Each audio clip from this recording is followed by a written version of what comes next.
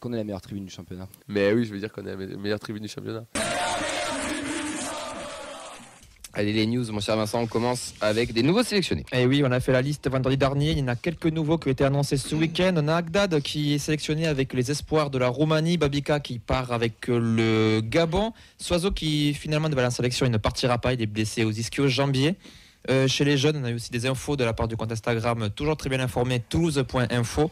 Azizi et Nègre sont convoqués avec les U17 français et on a Darda qui est convoqué avec les jeunes du Maroc. Et je crois qu'on a une info du coup sur Une très mauvaise nouvelle surtout.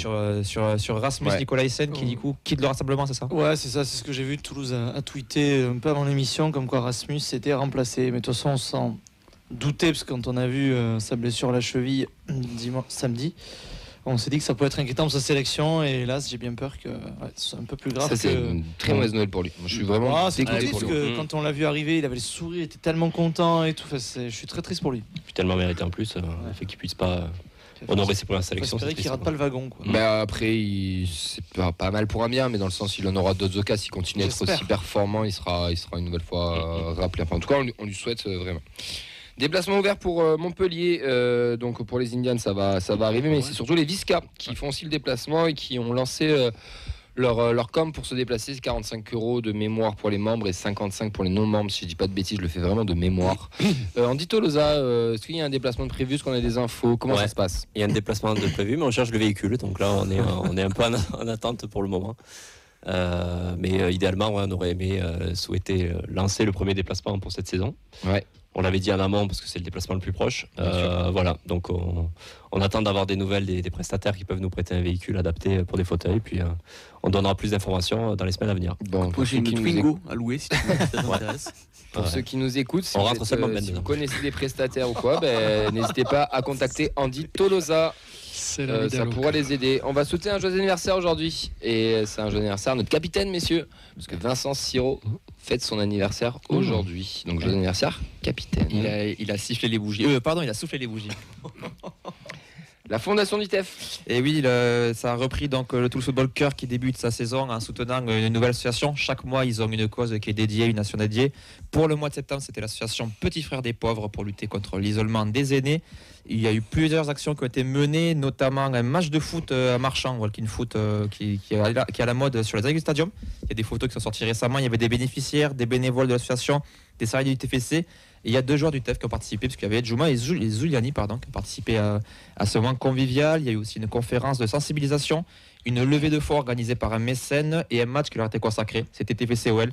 Il y a eu des animations sur le parvis, des tombolas pour aussi récolter des fonds, des mises en avant, une sensibilisation. Le tout a permis de lever donc des fonds pour l'association. C'est toujours une bonne chose et un bel événement. On va passer au journal des prêtés, mon cher Clément. C'est notre cher Ben. Pardon. Je sais pas, il cru comprendre tout à l'heure que c'était toi qui l'avais fait. Pardon. C'est lui qui l'a fait, moi je veux bien le dire. On savait pas si tu savais lire, donc dans le doute, on a dit Clément. Ça fait 2 balles perdues, je me vengerai. Noah Lamadi, il a joué 90 minutes lors de la défaite 1-0 du Paris 13 Atlético à la maison face à QRM. Il a pris un jaune. Ils sont 15e à une place de la relégation. Oliver Zanden qui a joué 90 minutes lors d'une 1 partout à la maison face à Lingby. Randers est 7e. Ibi Sissoko a joué 70 minutes pour la victoire de son équipe 2-1 à la maison. Il a fait une passe D. Et Wayne Rooney a pris un rouge. Pas le Wayne Rooney qu'on a vu dans les tribunes. Il a pris 2 jaunes aussi, mais il n'y avait aucun rapport. Oui, c'est vrai. Et ils sont 14e. Ensuite, César Gelabert. Il a joué 60 minutes pour la victoire à l'extérieur de son club Riron sur la pelouse des Bars. Il a aussi pris un jaune, mais il n'a pas staté comme son cousin Vincent. Riron est 7e. T'as pas oublié quelqu'un ? Non, t'inquiète, c'est volontaire. Hogg, pas de match depuis la semaine dernière. Et la star de ce journal des prêtés, il a joué 7 minutes. C'est bien sûr Saïd Amoulic, qui n'a pas pu éviter la défaite de son équipe face à Corona. Toujours concernant Vincent. Et son équipe est 7e. Merci Ben. On va passer à la préformation avec la Fabrique Violette qui nous a donné les résultats du 14, 15 et U16. Victoire 6-2 des 14 contre le JS Toulouse. Succès 1-0 à Hoche des U15 et des U16. 100% de victoire en 4 journées pour la Préfo. C'est merveilleux. Bravo à eux. On va passer à l'Académie aux féminines avec d'abord la réserve, la N3 qui s'est imposée 4-2 contre Télissac, un doublé défoulé, but de Edjouma et Zuliani. Quoi, faire du foot à Marchand en semaine, ça donne des ailes le week-end. Le TFC est 5e à 3 points du leader, le bassin Arcachon FC. U19, victoire 2-0 à Colomiers, but de Fati et de Silla Touré. Le TFC est 3e à 2 points du leader de l'AC Ajaccio. Ça marche beaucoup mieux cette année pour nos jeunes. Et on va terminer donc avec les U17, victoire de 1 à Rodez, avec du coup Dardak et Nègre qui marquent, sélectionné aussi. Ça marche très bien pour eux. Le TFC est 4e à 4 points du leader, l'OM. On va passer aux féminines, puisqu'on a eu le coach qui nous a envoyé des vocaux. On lui a parlé de ce match nul, un partout. On a recueilli du coup ses propos, un match où elles ont été très dominatrices. On lui a demandé ce qu'il avait pensé du match et si pour lui c'était un point de gagné ou 2 points de perdu et comment il explique aussi ce manque d'efficacité devant le but.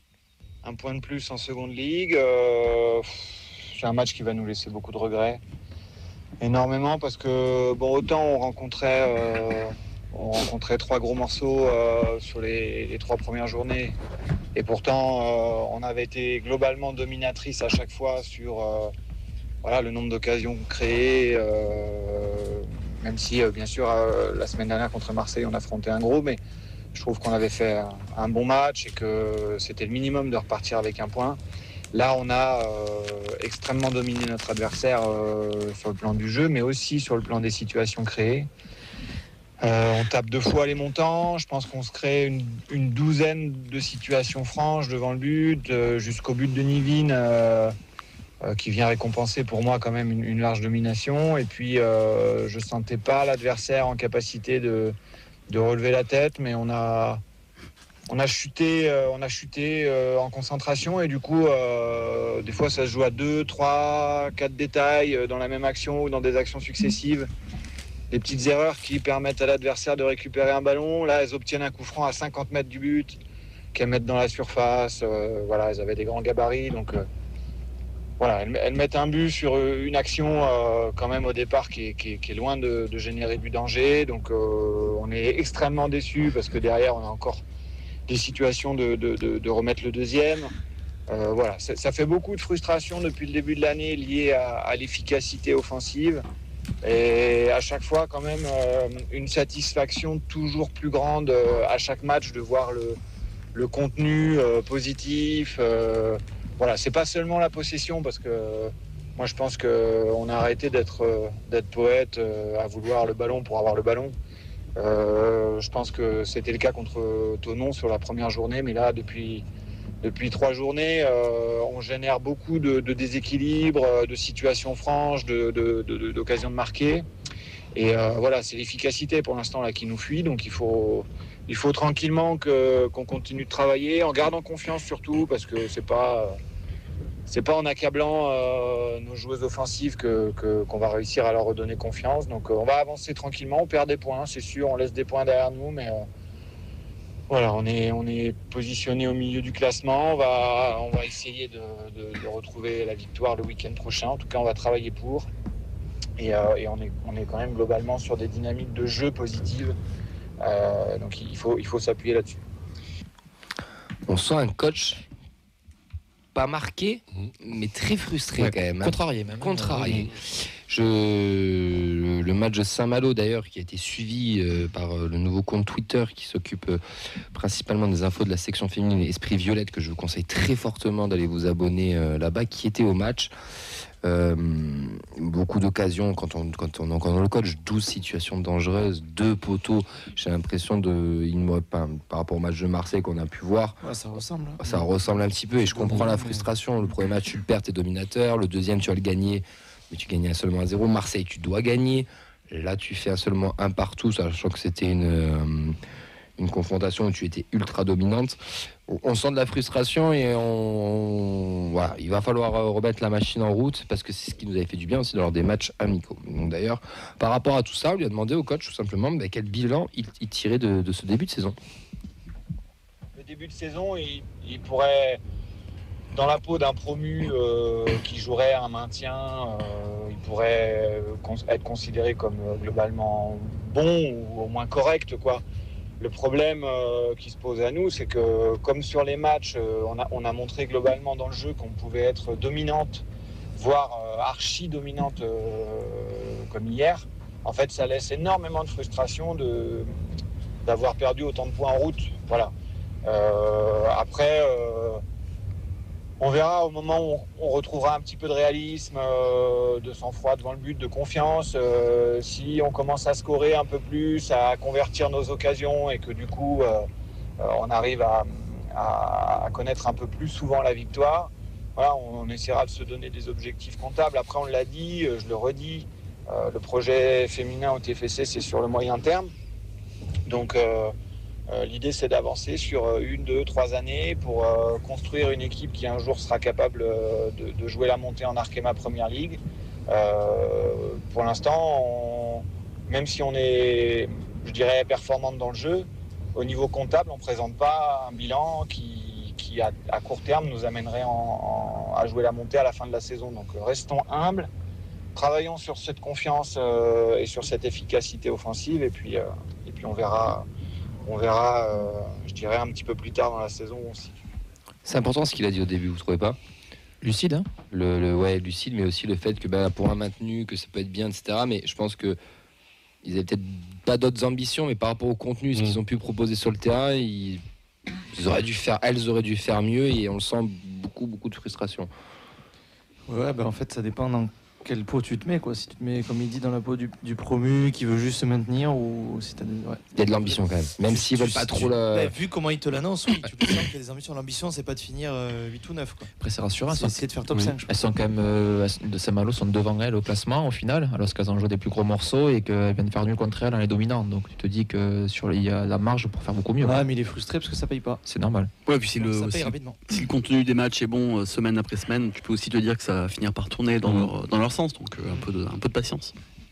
Prochain adversaire, c'est Orléans. Ça sera ce dimanche à 13h sur l'annexe 1 du stadium. 13h ou 15h, je crois que c'est 13h de mémoire. À confirmer, je crois que c'est 13h de mémoire. Sur l'annexe 1 du stadium, on a demandé de nous présenter cette équipe de Orléans qui joue. On en avait parlé d'ailleurs rapidement ici, qui avait failli disparaître. D'ailleurs, RMC et l'After en avait discuté cet été aussi. Sur le prochain match d'Orléans, c'est une équipe qui a failli disparaître déjà cet été. Donc, qui a été récupéré un peu par les collectivités territoriales, les acteurs locaux de la région Centre-Val de Loire et de la ville d'Orléans, qui s'est engagé dans le championnat avec quand même des moyens limités, mais qui fait un début de championnat courageux, qui a été gagné à Thonon le week-end dernier. Moi, je pense que c'est une équipe qui vit avec du courage, et puis sans doute avec un sentiment de revanche aussi de finalement avoir réussi à être repêché dans le championnat parce qu'elles avaient quand même gagné leur place sportivement l'an dernier. Donc ça va être un adversaire je pense solide, qui présente une équipe qui est disciplinée, rigoureuse. Donc à nous d'essayer de faire sauter le verrou comme on aurait dû le faire hier contre Saint-Malo, et cette fois-ci d'être plus efficace. Hier, parce que les vocaux ont été enregistrés lundi, donc c'est pour ça qu'il dit ça hier. Donc il faudra les encourager, ces filles. Elles auront besoin de nous, de notre soutien. C'est peut-être que ça peut aussi les aider à aller chercher la victoire et des buts. Il y en a eu chez les U19, et parce qu'il y a eu un 3 partout avec des buteuses pour Toulouse, Lemaire, Jurado et Biromien.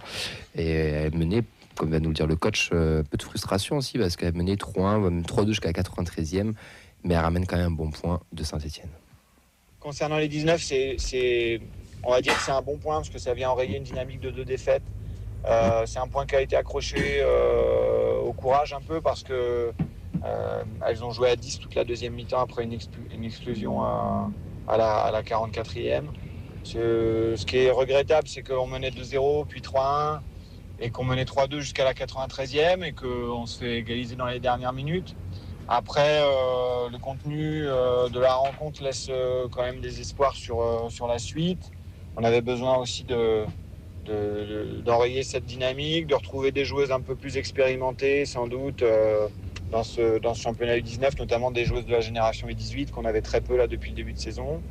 Et puis on va essayer de continuer à faire progresser les filles dès le week-end prochain contre l'Olympique de Marseille.